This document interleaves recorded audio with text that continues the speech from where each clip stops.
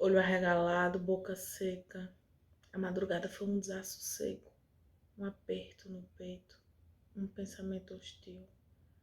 Como estará o meu amor? Um amor com reservas, às vezes tímido, sem jeito. Típico de quem muito sofreu, mas declarado, gritado, cuidado, bonito. Amor de quem tem sorte, predestinado. Taquicardia.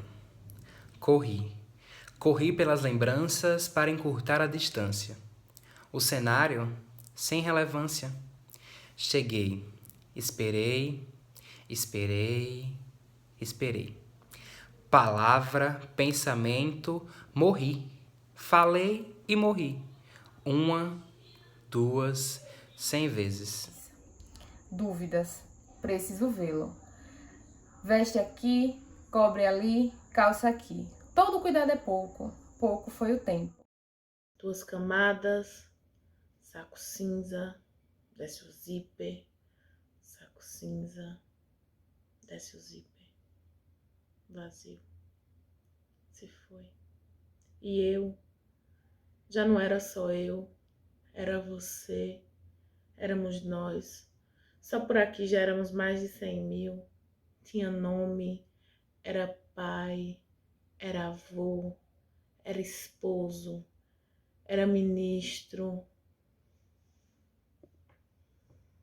era meu amor.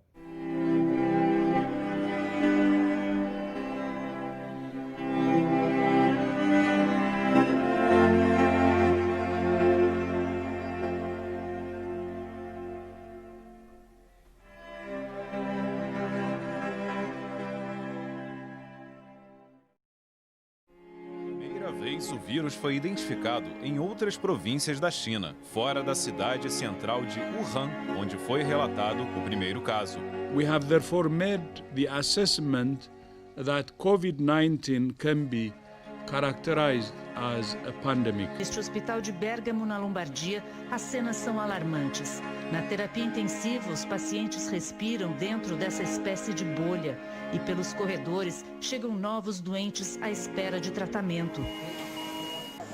Neste caixão está o corpo de um homem de 30 anos que morreu com suspeita de Covid-19 em São Paulo. O enterro durou menos de 5 minutos e com poucos familiares. Muito triste, porque você não chegar, não falar um eu te amo, pelo menos igual ele estava consciente ainda, eu creio, assim. E agora, nessa situação, lá no caixão lacrado, a gente só foi lá no reconhecimento. O vírus chegou. Está sendo enfrentado por nós e brevemente passará.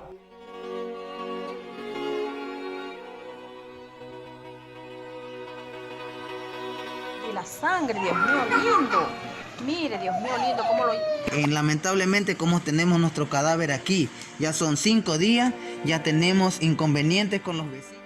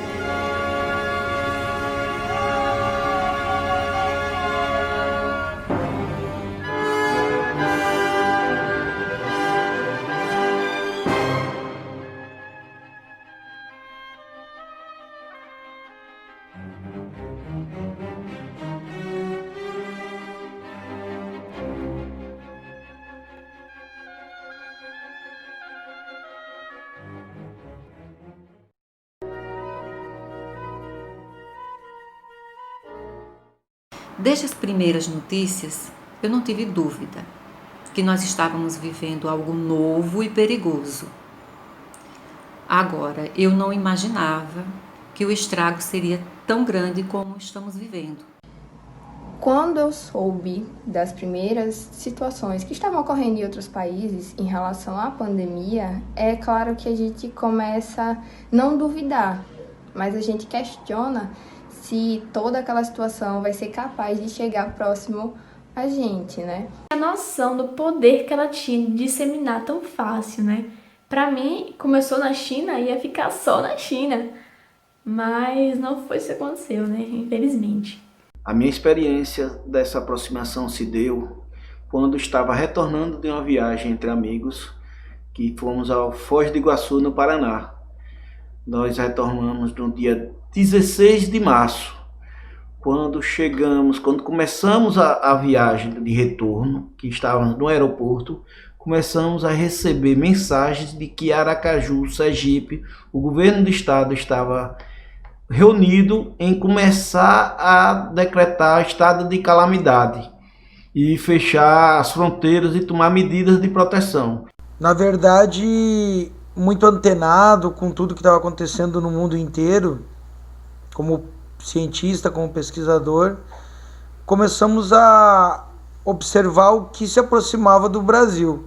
Então, através dos relatos na Europa, estudando mais a fundo sobre o vírus, sim, nós acreditávamos que, nunca duvidamos, né? Sempre acreditávamos que o Brasil seria atingido como foi.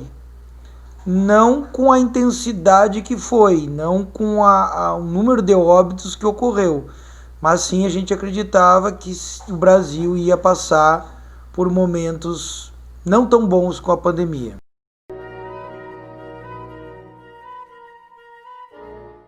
Houve aquela coisa de que ele já estava na Itália e aí todo aquele boom, e Portugal, Inglaterra e Espanha, e sabendo que muitos brasileiros viajam para fora do Brasil, eu sabia que a qualquer momento ele ia chegar aqui no maior polo comercial que o Brasil tem, que no caso é São Paulo, então logo ele se espalharia por aqui, e o que de fato, o que de veras aconteceu.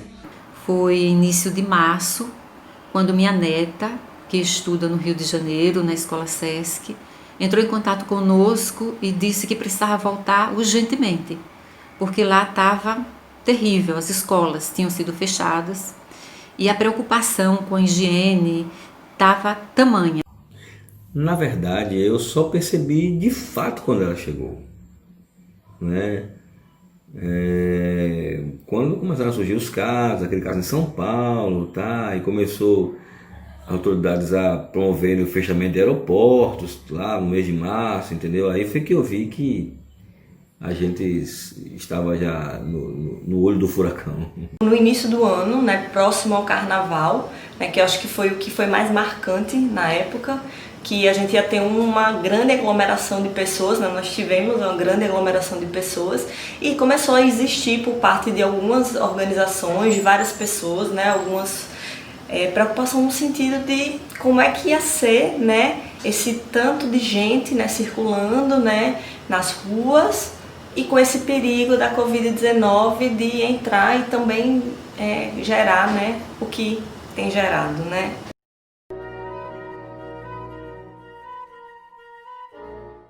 No início foi bem chato, né? Bem difícil.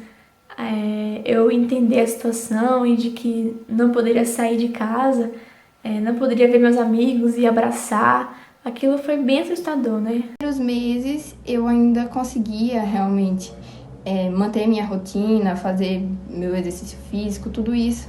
Então eu conseguia lidar. Com o passar do tempo, a gente percebendo que cada vez mais estava em casa, que os casos estavam aumentando, que a situação estava se complicando, aí a gente começa a pensar, né? Não, o distanciamento social, né, é um pouco mais complicado do que aparentava ser, você está longe de pessoas que você gosta. Eu acho que para todo mundo tem sido um período muito difícil, principalmente no quesito emocional. Eu, particularmente, passei 3 meses no início da pandemia sem ver minha família. E quando eu vi, eu não pude abraçá-los por questão de proteção mesmo, tanto minha quanto deles, para prevenir que a gente pudesse contagiar um ao outro. Isso foi muito dolorido. Então, o distanciamento social tem sido muito difícil, particularmente por essa questão da distância familiar, distância dos amigos, não poder ver quem você ama. Isso acaba quebrando um pouquinho o nosso coração. O lance do isolamento social foi foi um grande problema para a gente administrar emocionalmente, né? Você começou a ver agora o quanto é importante a professora do seu filho, que você antigamente de repente nem pensava nela, né? Mas tu viu como dá trabalho ensinar o teu filho em casa.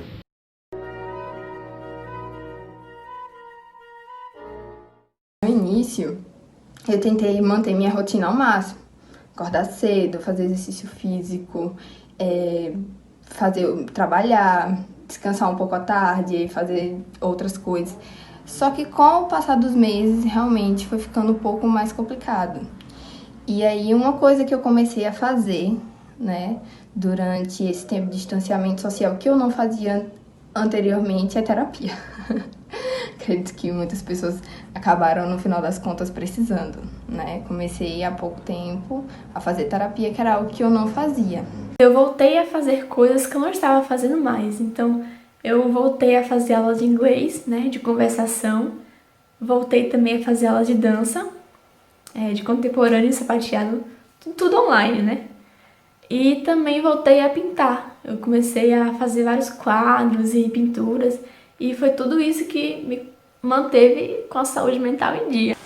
Eu percebi a necessidade de buscar coisas novas. Comecei a fazer yoga todos os dias.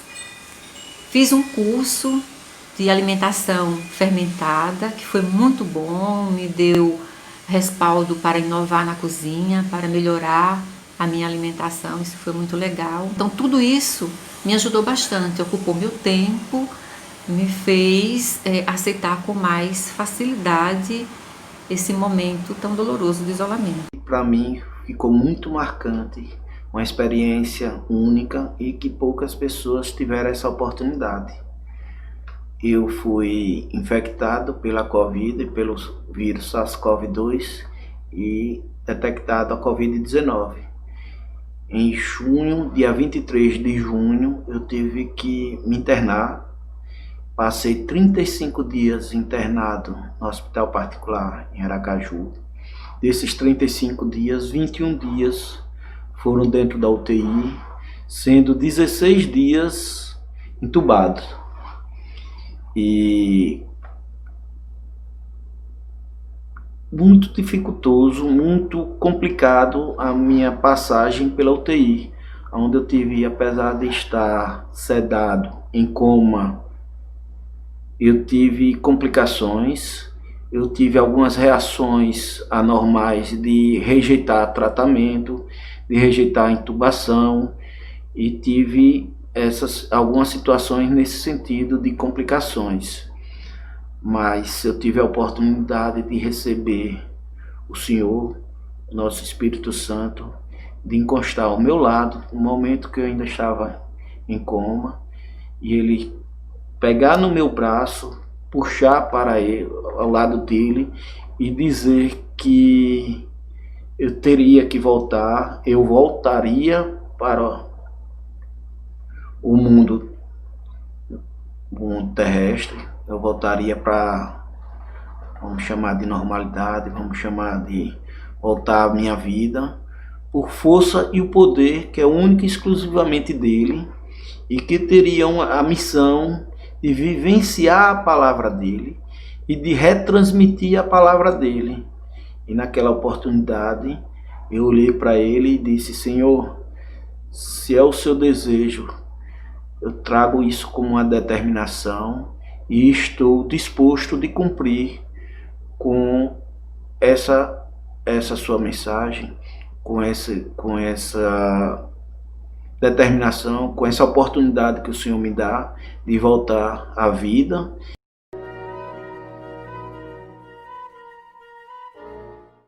As perdas pessoais, principalmente de colegas íntimos, e no cenário em geral, perdas de pessoas que eu não conhecia, né?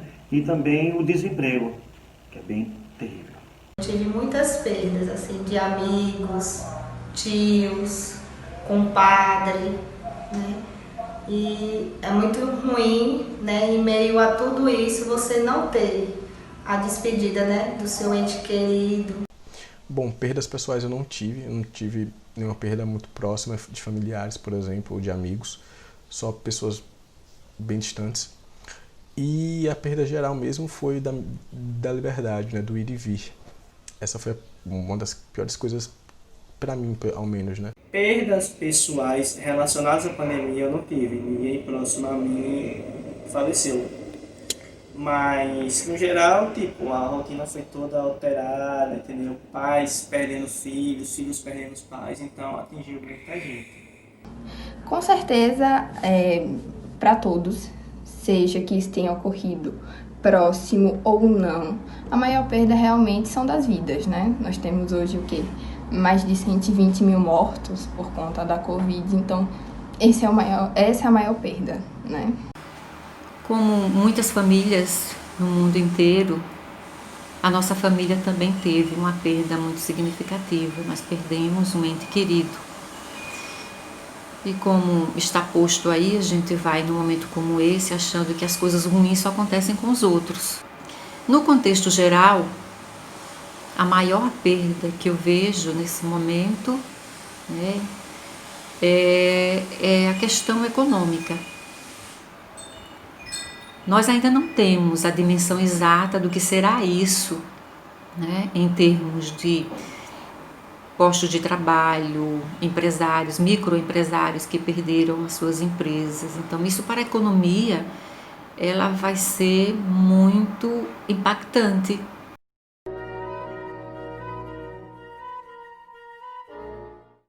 Eu acho que o ganho maior, para mim, a minha filha com 8 anos, ela nunca tinha me telefonado, porque eu sempre ligava para ela, e eu acho que apertou a saudade e ela começou a me ligar mais. A minha família, minha mãe com 81 anos, não sabia mexer na videochamada, não sabia fazer uma videochamada. E hoje a gente se fala todos os dias, então aproximou mais elas da tecnologia e eu delas, né? Porque eu ligava uma vez por semana. E com a pandemia a gente acabou se falando todos os dias. Isso para mim foi um grande ganho sentimental. Apesar da distância, a gente pôde se falar mais. Ganho número 1. Pessoal. Eu acho que nós passamos a dar mais valor à pessoa, que ultimamente estava sendo tão descartável, né? Muito embora alguns outros ainda acham descartável, né? Mas, no geral, a gente começou a valorizar mais a pessoa. A gente começou a sentir mais a dor do nosso vizinho que está com um primo distante que estava internado, sei lá, entubado, né?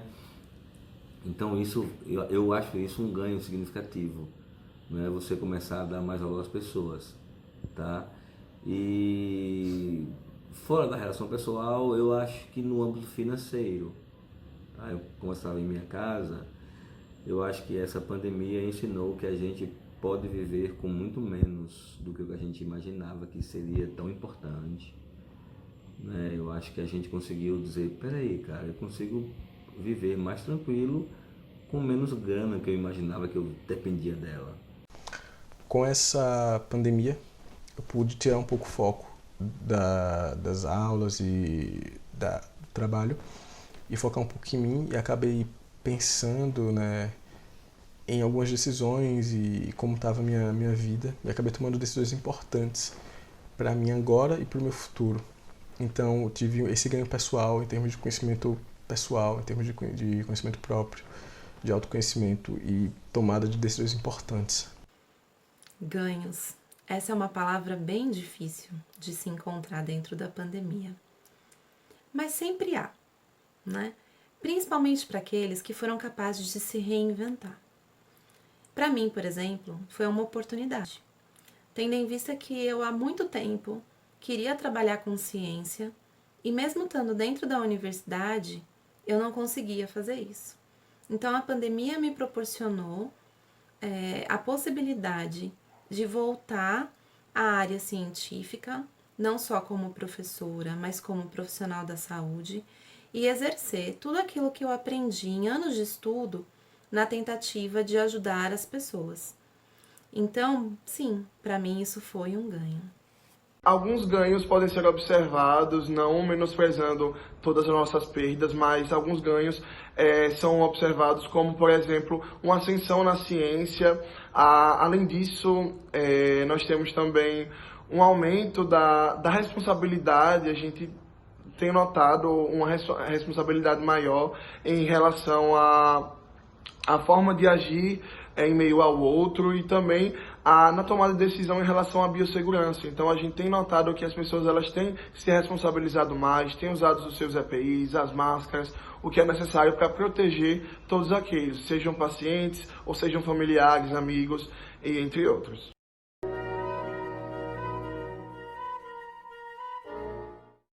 Eu creio que as relações humanas poderão olhar o outro com mais empatia, com mais sensibilidade, ver o outro não como objeto, mas como a pessoa em si, o respeito ao outro.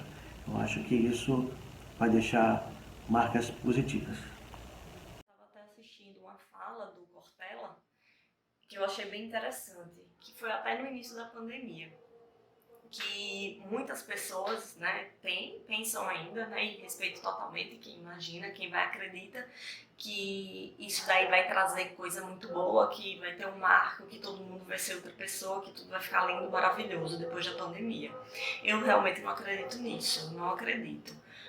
Não consigo ter essa visão, para mim é uma visão romântica, a gente já teve em outros momentos, né, na história da humanidade, né, crises grandes e graves e severas, e isso não levou a uma mudança da humanidade. Eu não acredito que isso possa gerar, de uma maneira geral, no contexto geral, nenhuma mudança.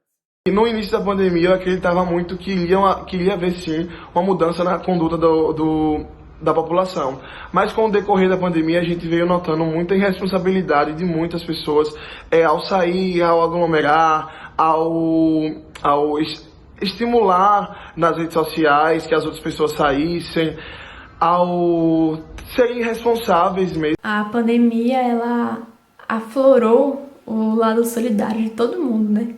Muita gente se mobilizou para ajudar, para doar. No início teve todas aquelas lives, né, dos artistas, e a gente pôde ver a solidariedade realmente acontecendo, né? A empatia, se colocar no lugar do outro, tudo isso foi importante, né? E eu acho que isso, essa coisa ruim que aconteceu, fez com que a gente mostrasse também um lado bom disso tudo, né? As pessoas ajudando. E eu acho que isso foi mais um reconhecimento, né? De que nós, seres humanos, também temos pontos positivos. E eu acho que isso vai prosseguir, né? Mesmo com o fim da pandemia. Eu espero que sim, né? Que as pessoas continuem sendo solidárias e continuem sendo empáticas. Hoje eu não estou mais tão otimista, mas tenho que ponderar, sabendo que as transformações elas não acontecem linearmente, né? Elas acontecem em forma de espiral. Tem um grupo que se conscientiza mais, mesmo porque foi mais afetado diretamente com as perdas de vida. Tem outros grupos que não foram tão afetados, mas que têm consciência porque já está em um nível de aprender com a dor do outro. E tem o outro grupo que não está nem aí, a pandemia não foi nada. E tem até o grupo que teve ganhos, né, materiais com a pandemia e que passou batido, está sendo e não vai levar a nada.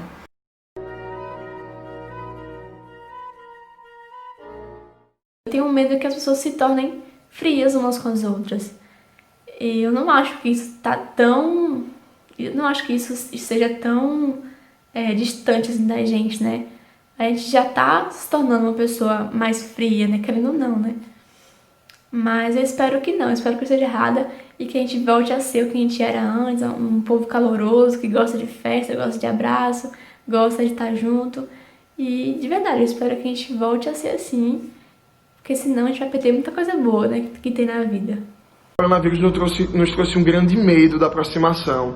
Aquele abraço que antes era muito bem-vindo, hoje é muito bem pensado antes de acontecer. Poxa, será que é certo? Eu acho que o coronavírus ele acabou impactando muito nessa questão do toque, do abraço, do afago. Então, a gente está muito pensativo, pensando muito antes de abraçar, de apertar uma mão. E eu acho que vão ser necessários alguns anos aí após a pandemia para que a gente possa retornar a tudo que era antes. Vai ser justamente a questão da gente entender que a tecnologia veio para fazer parte das relações profissionais, né? Então a gente tem a questão dos telemonitoramentos, né? Das teleconsultas nas diferentes profissões da saúde. Então eu acho que muitas coisas estão para mudar.